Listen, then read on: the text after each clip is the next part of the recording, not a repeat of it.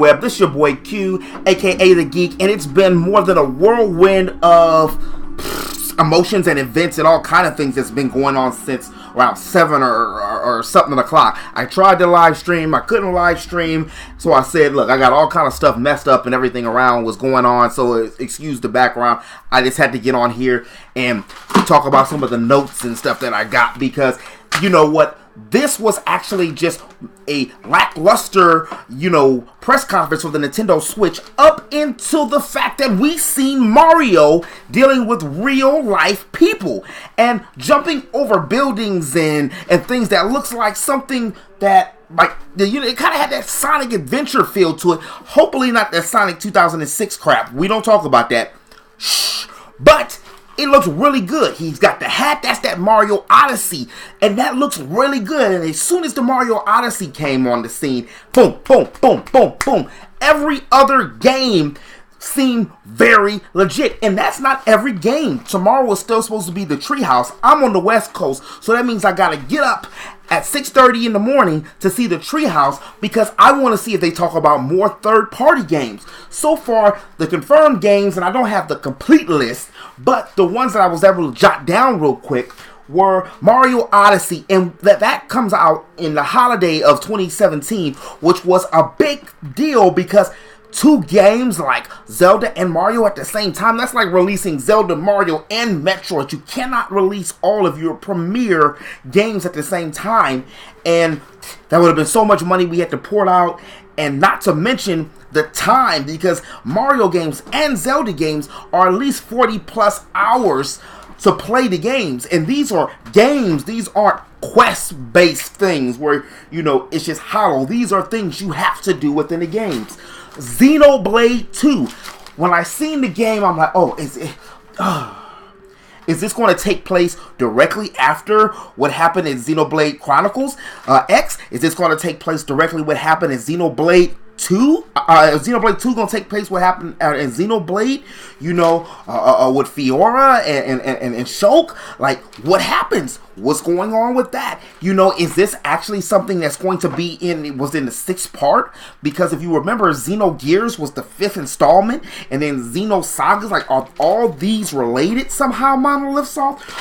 I don't know. Then we have Shin Megami Tensei. That looks really good. At first, I thought it was Persona 5. I got really excited because I'm like, is this Persona 5? But just the fact that Atlas and another role-playing game company is coming back to Nintendo is a very exciting thing. Mainly because role-playing games have very good die-hard fans. You're investing hours upon hours upon hours of leveling up and grinding in time, then you're willing to pay that extra. Like, I'm willing to drop some extra money on this Final Fantasy 15 as soon as the DLC comes out. And I have no shame about that, because I've put 107 hours in the game. I want to see everything. That's just like with The Last of Us. I went and got the extra, the little saga from that, the DLC.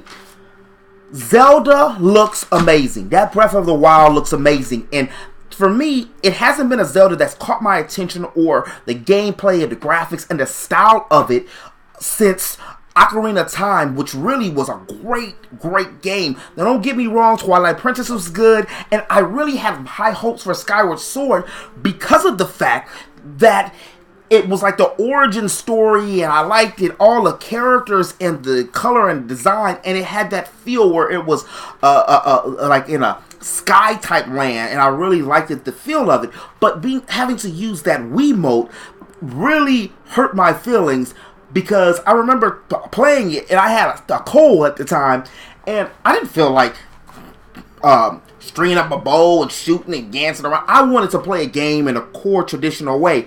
And speaking of core games in traditional ways, they did not talk about Madden, but EA is on board, and even more. Now, see, this is a very big deal that they did, because there's a lot of different countries that play the other games and stuff, and especially we're in America, and it's a lot of Latin and Hispanic Americans that live in America, and FIFA is a huge game globally, and there's a lot of people who have kids, who love kids. Nintendo is synonymous with kids because of the fact that you can put the system in front of your kids and they'll play it. Skyrim, Bethesda with Skyrim, we already knew Skyrim was going to come. There's no release date on a lot of these games, but we know they're coming. They already got the little demos and things for it, so we already know that's coming. Sega with that Sonic, so Sonic and Mario are coming out at the same time, so wouldn't be surprised to see a Sega and Nintendo again. They merge with Sonic and Mario Olympics again. Like I was saying, that FIFA, no confirmation on Madden. The 2K was featured at the end video. Minecraft, Rim, 2K18, Splatoons 2, which it had been so many people screaming and hollering about. I remember Obi-Wan talking about this multiple times, and seeing a lot of people online discussing how Splatoons, this was not the same one, or port. This is actually part 2. I'm interested to see if they're going to do another Smash Brothers. Well, when is the Smash Brothers port going to come out? Are the Ice Climbers going to be in that? Because in something where I'm going to get to in a minute of some of the functions that they talked about within the Nintendo Switch press conference, which was pretty much dominated by the Joy-Cons. But Fire Emblem Warriors, which looks really good. They did not say anything about any of the mobile features or if anything would connect to that, even though he did talk about some of the social media aspects that you could talk about. They did not specify about online capabilities, just the fact that you will be able to play. That light shining right there. Let me move.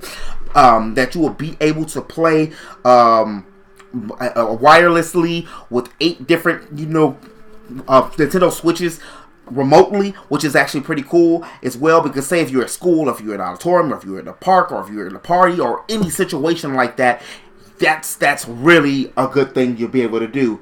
Dragon Quest 1 and 2, I got lost in translation with the whole 10 and 11. I gotta go back and research and look that up.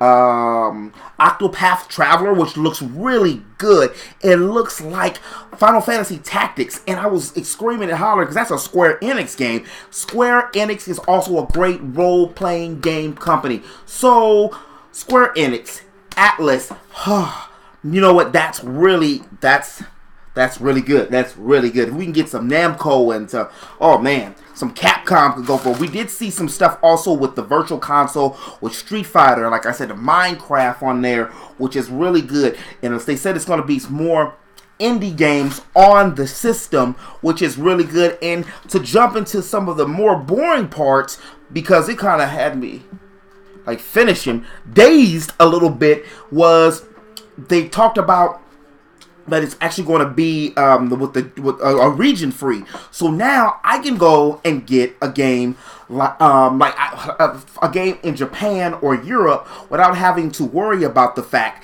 if I can't play it because there's a region code on it.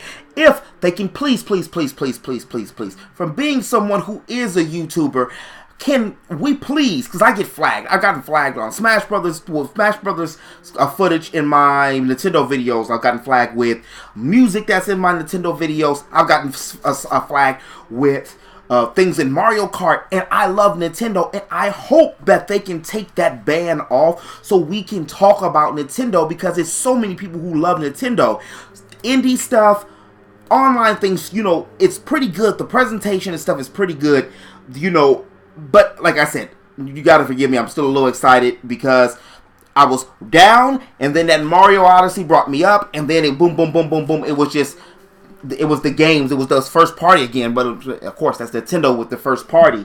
The Joy-Cons was the main bulk of the original conversation with the whole entire Nintendo Switch thing. I mean, what was it? Switch 1, 2, where's the other paper? Switch 1, 2, 3, Go, was it 1, 2, Switch 1, 2, that seemed okay. I like the fact that they talked about people look at each other's eyes, reach for the sky, but I felt that they didn't really need to do all that and all the other stuff that they were doing with it. The part I did like was the HD Rumble. Basically, that seems like it's a precursor for the virtual reality, because if you really think about this, those are just the little handheld gears things for the virtual reality. So I'm pretty sure by Christmas time this year, they'll probably dump something out and push something out when it comes with the virtual reality for like an extra $100 or or $150 or something, which is really, that will be really cool because you already got the whole setup of everything else, and then you can even put the controller on it. The system is actually going to, I can't believe I didn't say this beforehand, but the system is actually going to be in American. I'm not going to talk about Japanese or Europe. They didn't talk about Europe, but it's actually going to be $299 plus tax, of course. And if people are already talking about lining up, I got a few sources, a few, hookups and different things that people talk about it, that GameStop, they might only get like 10 in, and who knows how many, this might be worse than when the Nintendo Mini Classic came out. So if you can tomorrow, get up, 10 o'clock, GameStop. Amazon is supposedly already, in America. You can't pre-order. I have to double check for myself later tonight just to make sure. But the Joy-Cons look cool. You are able to have, they have a different set. You are able to get the cyan and the magenta ones with the regular color gray system, which, you can separate them, or you can just get the actual all gray system with the Joy-Cons, which actually is pretty cool. I still don't know which one I would get, because if I do have people come over and play, I like that. Being able to have different colors kind of reminds me of the Nintendo 64.